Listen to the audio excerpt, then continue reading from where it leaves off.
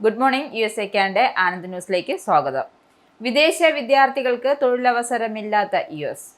നയപരമായ സമ്മർദ്ദങ്ങൾ, വർദ്ധിച്ചു വരുന്ന ഇറക്കുമതി താരിഫുകൾ, കർശനമായ കുടിയേറ്റ നിയന്ത്രണങ്ങൾ, വ്യാപകമായ ഫെഡറൽ പിരിച്ചുവിടലുകൾ എന്നിവ കാരണം US-ൽ വിദേശ വിദ്യാർത്ഥികൾക്കുള്ള തൊഴിലവസരങ്ങൾ ഇഴഞ്ഞു നീങ്ങുന്നു. ഓഗസ്റ്റിൽ 22,000 പുതിയ കാർഷികേതര ജോലികൾ മാത്രമേ വിസ അനുവദിക്കുന്നതിനുള്ള പട്ടികയിൽ ചേർത്തിട്ടുള്ളൂ എന്നാണ് ബ്യൂറോ ഓഫ് ലേബർ സ്റ്റാറ്റിസ്റ്റിക്സ് വെളിപ്പെടുത്തിയത്. ജൂലൈയിലെ പുതുക്കിയ 79,000-ൽ നിന്നും കുത്തനെയുള്ള മാന്യതയാണ് ഇതു കാണിക്കുന്നത്. F1J1 വിസകളിൽ വിദ്യാർത്ഥികൾ വർദ്ധിച്ചു വരുന്ന തടസ്സങ്ങൾ നേരിടുന്നു. പഠന സമയത്ത് പാർട്ട് ടൈം ജോലികൾ ചുരുങ്ങുന്നു. ഓപ്ഷണൽ പ്രാക്ടിക്കൽ ട്രെയിനിങ്, H1B വിസകൾ വഴിയുള്ള ബിരുദാനന്തര തൊഴിൽ വഴികൾ എന്നിവ കൂടുതൽ അനിശ്ചിതത്വത്തിലുമാണ്. അന്താരാഷ്ട്ര പ്രതിഭകളെ ഉൾക്കൊണ്ടിരുന്ന സാങ്കേതിക വിദ്യ, ധനകാര്യം, പ്രൊഫഷണൽ സേവന മേഖലകൾ, പിരിച്ചുവിടലുകളും നിയമന മരവിപ്പിക്കലുകളും നേരിടുന്ന ഗുരുതരമായ നിലവിലെ സാഹചര്യം വിസ സ്പോൺസർഷിപ്പിനെയും കരിയർ ആസൂത്രണത്തെയും സങ്കീർണമാക്കുന്നു. ജൂലൈ മാസത്തെ അപേക്ഷിച്ച് ശരാശരി മണിക്കൂർ വരുമാനം 0.3% വർദ്ധിച്ചപ്പോൾ തൊഴിലില്ലായ്മയുടെ ശരാശരി ദൈർഘ്യം 24.5 ആഴ്ചയായി വർദ്ധിച്ചത് ഘടനാപരമായ വെല്ലുവിളികളെ അടിവരയിടുന്നു. ഇത് ഏറെ പ്രയാസത്തിലാക്കുന്നത് അന്താരാഷ്ട്ര വിദ്യാർത്ഥികളെയാണ്. കുറഞ്ഞ ഇന്റേൺഷിപ്പുകൾ, പരിമിതമായ നെറ്റ്വർക്കിംഗ്, ഉയർന്ന സാമ്പത്തിക ദുർബലത എന്നിവയിലേക്ക് ഈ സാഹചര്യം അവരെ തള്ളിവിടുന്നു. കൂട്ടത്തോടെ US വിടാൻ ശാസ്ത്രജ്ഞർ. കുറഞ്ഞ ഫണ്ടിംഗ്, കർശനമായ കുടിയേറ്റ നിയമങ്ങൾ, വർദ്ധിച്ചു വരുന്ന രാഷ്ട്രീയ സമ്മർദ്ദങ്ങൾ എന്നിവ ഗവേഷകർക്ക് US-ലെ തൊഴിൽ സുരക്ഷിത അന്തരീക്ഷം ഇല്ലാതാക്കിയതായി റിപ്പോർട്ട്. US ആസ്ഥാനമായുള്ള ഗവേഷകരിൽ 3/4 രാജ്യം വിടാൻ ആലോചിക്കുന്നതായാണ് ഈ വർഷം മാർച്ചിൽ നേച്ചർ ജേണൽ നടത്തിയ ഒരു സർവേയിൽ കണ്ടെത്തിയത്. ചൈനയും യൂറോപ്പും പ്രധാന ലക്ഷ്യസ്ഥാനങ്ങളായി ഉയർന്നു വരുന്നതിനാൽ വിദേശ ജോലികൾക്കുള്ള അപേക്ഷകളിൽ വർധനവ് ഉണ്ടായതായും സർവേ കാണിക്കുന്നു. ഗവേഷകരെ ആകർഷിക്കുന്നതിനായി യൂറോപ്യൻ യൂണിയൻ 500 മില്യൺ യൂറോയാണ് വാഗ്ദാനം ചെയ്തിട്ടുള്ളത്.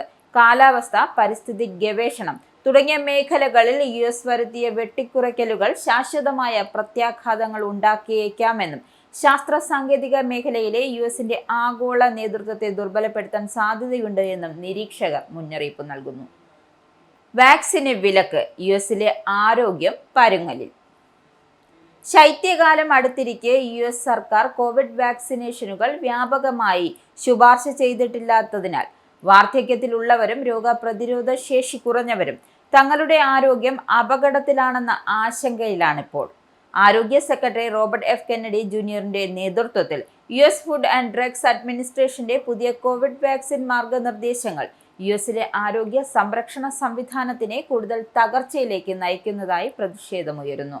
ആരോഗ്യ സെക്രട്ടറിയുടെ മേക്ക് അമേരിക്ക ഹെൽത്ത് എഗെയിൻ പദ്ധതിയും അമേരിക്കക്കാർക്ക് ആരോഗ്യ മേഖല അപ്രാപ്യമാക്കുന്നതായാണ് ആരോപണം.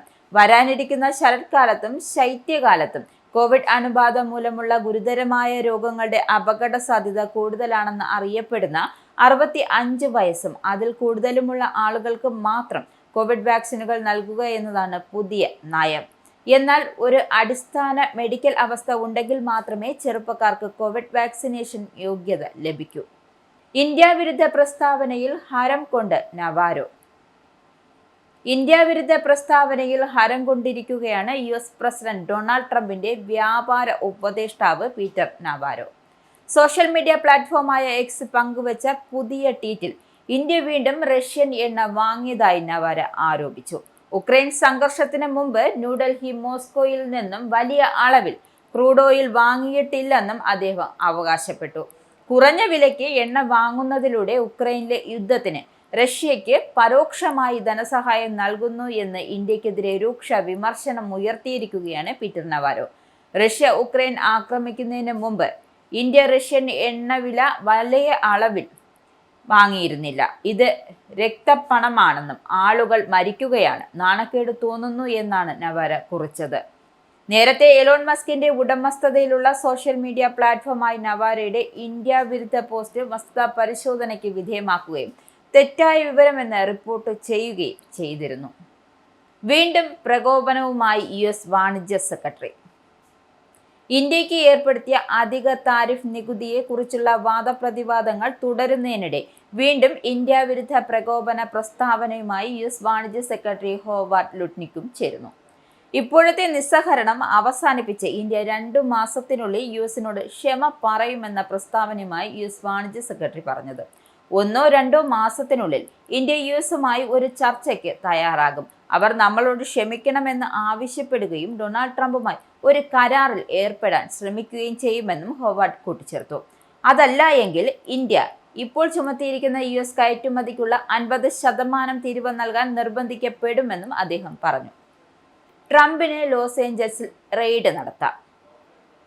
ലോസ് ഏഞ്ചൽസിൽ അനധികൃത കുടിയേറ്റക്കാരെ തടയുന്നതിൽ നിന്നും ഡൊണാൾഡ് ട്രംപ് ഭരണകൂടത്തെ വിലക്കുന്ന ഉത്തരവ് US സുപ്രീം കോടതി പിൻവലിച്ചു. ഇതോടെ വംശം, ഭാഷ, ജോലി എന്നിവയുടെ പേരിൽ മാത്രം ആളുകളെ തടയരുതെന്ന കോടതി ഉത്തരവ് ഇല്ലാതായി. ഇതോടെ ഫെഡറൽ ഏജന്റുമാർക്ക് ലോസ് ഏഞ്ചൽസിൽ വ്യാപകമായ കുടിയേറ്റ വിരുദ്ധ പ്രവർത്തനങ്ങൾ പുനരാരംഭിക്കാൻ കഴിയും. ലോസ് ഏഞ്ചൽസിൽ ഇമിഗ്രേഷൻ ഏജന്റുമാരുടെ റോവിംഗ് പട്രോളിംഗ്, വിവേചനരഹിതമായ അറസ്റ്റുകൾ നടത്തുന്നതായി കണ്ടെത്തിയ ലോസ് ഏഞ്ചൽസിലെ US ജില്ലാ ജഡ്ജി മാം ഫ്രിംഫോങ്ങിന്റെ നിരോധന ഉത്തരവിനെതിരെ സ്റ്റേ അനുവദിച്ചുകൊണ്ട് ട്രംപിന്റെ ഭരണകൂടത്തിന് അനുകൂലമായി കോടതി വിധിച്ചു.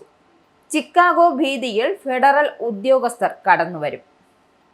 ഏതു നിമിഷവും US-ലെ 3ാമത്തെ വലിയ നഗരമായ ഷിക്കാഗോയിൽ ഇമിഗ്രേഷൻ എൻഫോഴ്സ്മെന്റ് നടപടികളും ദേശീയ ഗാർഡ് വിന്യാസവും നടത്തുമെന്ന് മുന്നറിയിപ്പ്. വരും ദിവസങ്ങളിൽ ഫെഡറൽ ഇമിഗ്രേഷൻ ഏജന്റുമാർ സാന്നിധ്യമുണ്ടാകുമെന്നും ഒരു ഷിക്കാഗോ പ്രാന്ത പ്രദേശമായ തങ്ങളുടെ താമസക്കാർക്ക് മുന്നറിയിപ്പ് നൽകി. ഇമിഗ്രേഷൻ ആൻഡ് കസ്റ്റംസ് എൻഫോഴ്സ്മെന്റ് പ്രവർത്തന സാധ്യതയെക്കുറിച്ച് വാരാന്ത്യത്തിൽ തങ്ങളെ അറിയിച്ചതായും പ്രാദേശിക ഉദ്യോഗസ്ഥർ പറഞ്ഞതിനെ തുടർന്ന് ഫെഡറൽ ഏജന്റുമാരെ കണ്ടാൽ റിപ്പോർട്ട് ചെയ്യണമെന്ന് ഇവാൻസ്റ്റൺ നഗരം ഒരു പ്രസ്താവനയിൽ പുറപ്പെടുവിച്ചു. വരും ദിവസങ്ങളിൽ ഐസ് ഏജന്റുമാരെ അവരെ വിന്യസിക്കുമെന്നും സൂചിപ്പിക്കുന്ന ഗവർണറുടെ ഓഫീസിൽ നിന്ന് വിവരം ലഭിച്ചതായും ഇവാൻസ്റ്റണിലെ മേയർ ഡാനിയൽ ബിസ് പ്രാദേശിക മാധ്യമമായ ഇവാൻസ്റ്റൺ നൗവിനോട് പറഞ്ഞു. അഫിഗ്യാൻ പട്ടേലിന് ആദരാഞ്ജലി. കഴിഞ്ഞ വാരാന്ത്യത്തിൽ ഫ്ലോറിഡയിലെ അന്ന മരിയ ദ്വീപിലെ ബീൻ പോയിന്റ് ബീച്ചിൽ മുങ്ങിമരിച്ച വിദ്യാർത്ഥി 20 വയസ്സുള്ള ഇന്ത്യൻ വിദ്യാർത്ഥി അഭിഗ്യാൻ പട്ടേലാണ് സ്ഥിരീകരിച്ചു. US coast guard, Manatee county sheriff office, Longboat Key police, ഹോം Beach police, West Manatee fire and rescue എന്നിവരുമായി ചേർന്ന് നടത്തിയ വിപുലമായ തിരച്ചിലിനു ശേഷമാണ് തിങ്കളാഴ്ച പട്ടേലിന്റെ മൃതദേഹം കണ്ടെടുത്തത്. ഞായറാഴ്ച വൈകുന്നേരം 7 മണിക്ക് തൊട്ട് മുമ്പ് പട്ടേൽ മറ്റൊരാളോടൊപ്പം നീന്തുന്നതിനിടയിൽ തിരയിൽപ്പെട്ട് കൂട്ടുകാരനെ രക്ഷപ്പെടുത്തിയപ്പോൾ ശക്തമായ ഒഴുക്കിൽ പട്ടേൽ കുടുങ്ങുകയായിരുന്നു. ലേക്ക്ലാൻഡ് ഏവിയേഷൻ സ്കൂളിലെ 4 സഹവിദ്യാർത്ഥികളോടൊപ്പമാണ് അഭിഗ്യാൻ പട്ടേൽ ദ്വീപ് സന്ദർശിച്ചത്. മോർണിംഗ് ന്യൂസ് അവസാനിച്ചു. നന്ദി, നമസ്കാരം.